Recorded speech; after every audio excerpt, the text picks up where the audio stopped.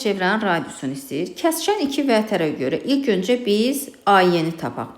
Onda yazıram AY vurulsun. Demişdik ki, vətərlər bir nöqtədə kəsişirsə, kəsişən hissələrin hasili bir-birinə bərabərdir. Yəni AY vurulsun 12 bərabərdir 6 vurulsun 16.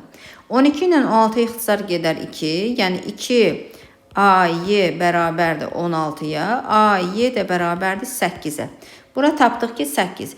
İndi bizim qaydamız var idi ki, əgər vətərlər, iki vətər çevrənin daxilində düz bucaq altına kəsişərsə, onda kəsişən hissələrin kvadratları cəmi 4 dənə radiusun kvadratına bərabərdir. Yəni yaza bilərəm AY-nin kvadratı üstə gəl YB-nin kvadratı plus CY-nin kvadratı üstə gəl DY-nin kvadratı bərabərdir 4 dənə radiusun kvadratına.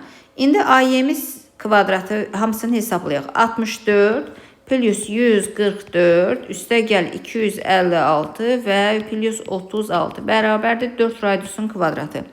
Biz bunları da toplasaq eləyəcək 180, 500. 500 bərabərdir 4 radiusun kvadratı. 500-ü də bölsək radiusun kvadratı bərabərdir 125 eləyəcək. Radius bərabərdir kök altında 125. Bu da çıxacaq 5 kök altında 5. Cavab 5 kök altında 5 eləyəcək.